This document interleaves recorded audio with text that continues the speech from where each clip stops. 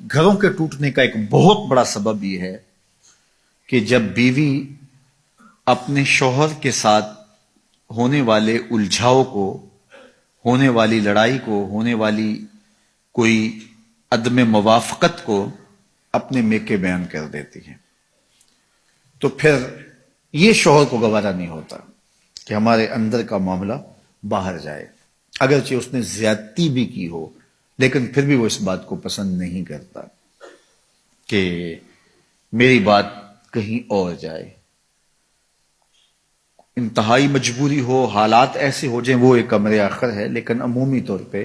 جو گھروں میں اونچ نیچ ہو جاتی ہے تو اس کو کچھ خواتین کی عادت ہوتی ہے کہ وہ میکے بیان کر دیتی ہیں، پھر وہاں سے چلتی چلتی پورے محلے گلی میں پھیل جاتی ہے، اور وہ نہ بھی اس پہ بات کر رہے ہوں لیکن لہجوں کی تلخی اور رویوں کا تبدل اس شوہر کو بتا دیتا ہے کہ معاملہ کیا ہوا ہے، جو بات ہوئی ہے وہ کیسے پہنچ گئی ہے، اگرچہ انہوں نے اس کا تذکرہ سسرال نے اس کے ساتھ نہ بھی کیا ہو۔ تو یہ ایک جو ہے وہ انسان کو اللہ نے حساسیت دی ہے، وہ ان چیزوں کو محسوس کر لیتا ہے کہ معاملہ کیا ہوا ہے۔ اور یہاں آج کے زمانے میں تو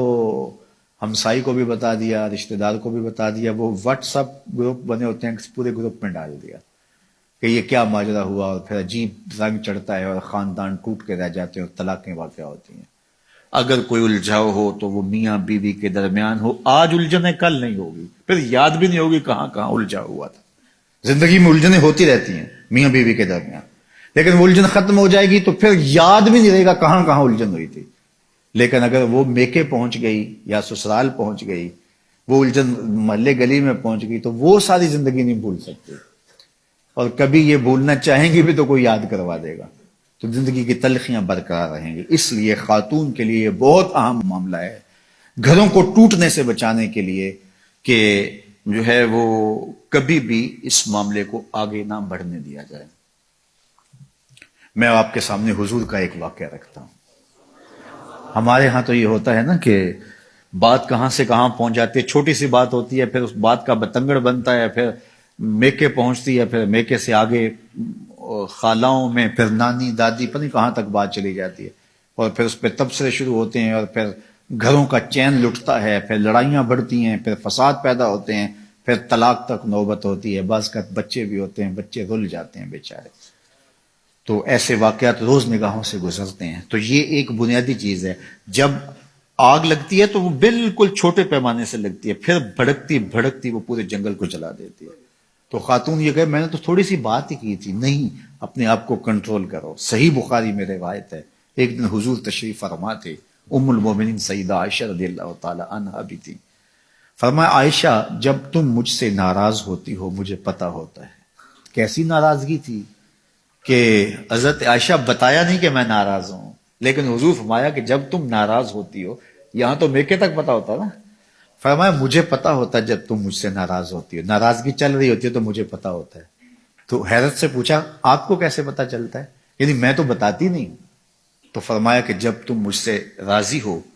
اور باتوں باتوں میں، عربوں کی عادت ہے نا قسم کر کے بات کرتے ہیں، کوئی بھی اہم بات ہو واللہ باللہ تاللہ قسم اٹھا کرتے ہیں، تو کہا جب باتوں میں قسم کی نوبت آ جائے اور تمہاری میرے سے کوئی ناراضگی نہ ہو تو پھر بات کرتے ہوئے تم کہتی ہو لا ورب محمد، مجھے محمد کے رب کی قسم، پھر تم کہتی ہو لا ورب محمد، مجھے محمد کے رب کی قسم، اور جب تمہارے اندر کوئی ناراضگی چل رہی ہو تو پھر بات قسم کی آئے تو تم کہتی ہو لا ورب ابراہیم، مجھے ابراہیم کے رب کی قسم۔ تو کہا یہ اس بات کا سائن ہے کہ کوئی ناراضگی چل رہی ہے۔ تو حضرت عائشہ رضی اللہ تعالیٰ عنہ مسکرا پڑی اور عرض کی یا رسول اللہ ما احجر الا اسمک، نام چھوڑتی ہوں دل میں آپ ہی ہوتے ہیں، نام چھوڑتی ہوں دل میں آپ ہی ہوتے ہیں۔ آپ دیکھیے کہ اگر کوئی طبیعتوں کے تفاوت کی وجہ سے کوئی ایسا معاملہ ہو بھی گیا تو کتنی حساسیت ہے ناراضگی کے اظہار کا۔ اللہ اکبر، یہ رنگ دیکھیے اور یہ جمال دیکھیے اور یہ خوبصورتی دیکھیے، چونکہ حضور سے اگر ناراض ہوتی ہیں